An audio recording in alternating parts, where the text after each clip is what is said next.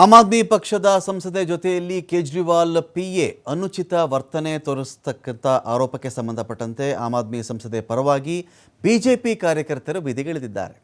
ಆಮ್ ಆದ್ಮಿ ಪಕ್ಷದ ಎಂಪಿ ಪರವಾಗಿ ಬಿಜೆಪಿಯ ಕಾರ್ಯಕರ್ತೆಯರು ಇದೀಗ ಬೀದಿಗಿಳಿದಿದ್ದಾರೆ. ಕೇಜ್ರಿವಾಲ್ ಪಿಎ ವಿಭವ್ ಕುಮಾರ್ ಮೇಲೆ ಆರೋಪ ಬಂದಿದೆ. ಸೂಕ್ತ ತನಿಖೆ ನಡೀಬೇಕು ಅಂತ ಆಗ್ರಹಿಸಿ ಬಿಜೆಪಿ ಮಹಿಳಾ ಮೋರ್ಚಾ ಪ್ರತಿಭಟನೆ ಮಾಡಿದೆ. ಕೇಜ್ರಿವಾಲ್ ಅವರಿಗೆ ಎಲ್ಲ ಕೂಡ ಗೊತ್ತಿದ್ದರೂ ಜಾಣ ಮೌನ ವಹಿಸಿಬಿಟ್ಟಿದ್ದಾರೆ ಅವರು. ಆಮ್ ಆದ್ಮಿ ಪಾರ್ಟಿ ಕೇಜ್ರಿವಾಲ್ ವಿರುದ್ಧವಾಗಿ ಬಿಜೆಪಿಗರ ಗಂಭೀರ ಆರೋಪ ಇದು. ಕೇಜ್ರಿವಾಲ್ ಭೇಟಿಗೆ ಹೋಗಿದ್ದಾಗ ಹಲ್ಲೆ ಮಾಡಿದ್ದಾರೆ ಅಂತ ಆರೋಪ ಮಾಡಲಾಗಿದೆ. ಕೇಜ್ರಿವಾಲ್ ಅವರ ನಿವಾಸ ಶೀಶ್ ಮಹಲ್ನಲ್ಲಿ ನಡೆದಿದ್ದಂಥ ಘಟನೆ ಇದು. ಘಟನೆಯನ್ನು ಸಂಸದ ಸಂಜಯ್ ಕುಮಾರ್ ಕೂಡ ಖಂಡಿಸಿದ್ದಾರೆ. ಸಂಜಯ್ ಕುಮಾರ್ ಇನ್ಯಾರೂ ಅಲ್ಲ, ಆಮ್ ಆದ್ಮಿ ಪಕ್ಷದ ಹಿರಿಯ ನಾಯಕ. दिल्ली महिला आयोग ने पिछले 8 सालों में शानदार काम किया है।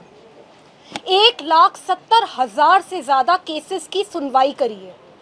181 विमेन हेल्पलाइन ने 40 लाख. ಆಂಧ್ರ ಪ್ರದೇಶದಲ್ಲಿ ಚುನಾವಣೋತ್ತರ ಹಿಂಸಾಚಾರದ ಹಿನ್ನೆಲೆಯಲ್ಲಿ ಆಂಧ್ರ ಸಿಎಸ್ ಡಿಜಿಪಿಗೆ ಚುನಾವಣಾ ಆಯೋಗ ಸಮನ್ಸನ್ನು ಜಾರಿ ಮಾಡಿದೆ. ಹಿಂಸಾಚಾರವನ್ನು ನಿಯಂತ್ರಣ ಮಾಡುವಲ್ಲಿ ವೈಫಲ್ಯ ಯಾಕಾಯಿತು, ಇದರ ಬಗ್ಗೆ ನಮಗೆ ವಿವರಣೆ ಕೊಡಿ ಅಂತ ಒಂದು ಸೂಚನೆ ಹೋಗಿದೆ ಅವರಿಗೆ. ರಾಜ್ಯದಲ್ಲಿ ಇಂತಹ ಘಟನೆಗಳು ಮರುಕಳಿಸಬಾರದು, ಆ ರೀತಿ ನೋಡಿಕೊಳ್ಳಿ. ನಾಳೆ ಕೇಂದ್ರ ಚುನಾವಣಾ ಆಯೋಗದ ಕಚೇರಿಗೆ ನೀವು ಬರಲೇಬೇಕು ಅಂಥೇಳಿ ತಾಕೀತು ಹೋಗಿದೆ. ನೋಡಿ, ರಾಜ್ಯದ ಬೇರೆ ಬೇರೆ ಕಡೆ ಸಾಕಷ್ಟು ಹಿಂಸಾಚಾರ ಆಗಿದೆ. ಯಾರಪ್ಪ ಕಾರಣ ಇದಕ್ಕೆ?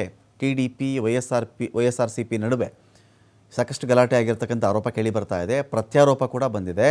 ಪಲ್ನಾಡು, ಕಡಪ ಮತ್ತು ಅನ್ನಮಯ್ಯ ಜಿಲ್ಲೆಗಳಲ್ಲಿ ಹಿಂಸಾಚಾರದ ವರದಿಯಾಗಿದೆ. ಇದಕ್ಕೆಲ್ಲ ಕಾರಣಗಳು ಏನು? ಖುದ್ದು ಕಚೇರಿಗೆ ಬಂದು ವಿವರಣೆ ಕೊಡಿ ಅಂತ ಅವರಿಗೆ ನೋಟಿಸ್ ಹೋಗಿದೆ.